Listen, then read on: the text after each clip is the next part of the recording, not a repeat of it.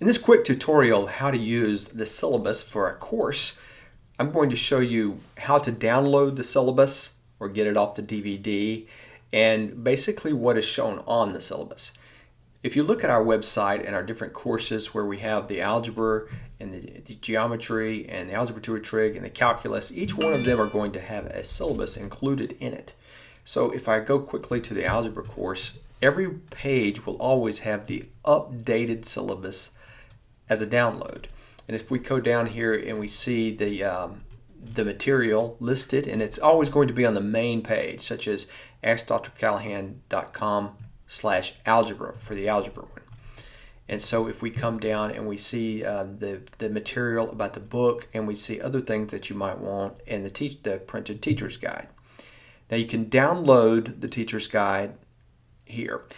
This is where the current version will always be, is on the website. While we keep our DVDs pretty up to date, and the CD version, if you're looking for any updates, this is where it would be. And you can see the edition here as we downloaded the 5th edition and revision. And this is a date code, so you see it doesn't change very often. This was 09/07/2012, gives you some idea of what we're doing. So they don't change very often. But inside this teacher's guide is a lot of material, but let's get straight to the syllabus that is included. Now, a syllabus is typically what we use at the university to provide a student with what's going on inside of a course. And so if you look here is the typical things that you would have, such as required textbooks and study points. And if we were at a university, I would have things included such as the room number and the times and office hours and any kind of information. It's pretty important at this point for you to get your student used to looking at the syllabus, because this is the life that they're going to live at a university or even at a trade school. Anytime that anybody has a training package, there's usually some type of syllabus. And sometimes they're going to be, the syllabus will be 10 to 20 pages long. Very often it's going to be a one-page snapshot. In our case, ours is fairly detailed, and this comes straight from other universities that use this course or universities who use this textbook. And you can see the left-hand column here has week, and it's which week that you're in. So we see we got 15 weeks of material. And then the student action.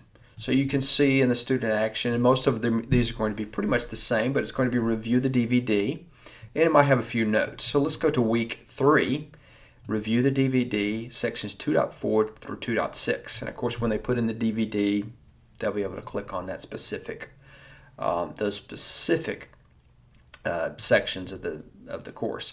So it tells them what to review, and then their assignment, what they are to work on, is section 2.4 and these problems 4, 5, 7, 8, 9, 10, 13, and 16. And section 2.5, and that's the way this works, is these first ones are the section, chapter, dot section, and the rest of this is the problem numbers.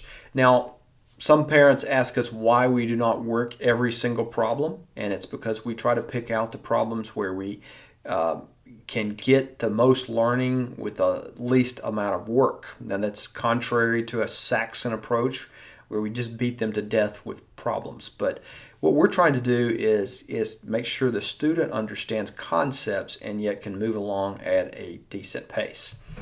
And the test, there's usually going to be a date or a date suggested for providing the test, and then we see the student's activity is review for the test, and then the parents or their assignment is to do the test. Now these syllabi are not necessarily going to be exactly week by week based upon your student. Understand that every student is different, that all of you are in different loads. So this is a guideline, and use it just as that. If your student is completing the material and is working about an hour a day but is running so fast ahead, don't worry if they get ahead. Don't worry if they complete an algebra or geometry or any of these courses in a shorter period of time. That's not a problem. They can move on to the next course. They can find supplemental activities if they need to. If they're moving too slow based upon this, also I wouldn't worry too much about this. Especially as they move into algebra, as they're coming into things from K through 6 type material, adjust it as you need. They may be really slow in the beginning and then begin to speed up. So these are guidelines. If you're covering, if week 1 is taking you really 2 weeks and week 2 is taking you 2 weeks, that's okay. You're going to be just longer in the course.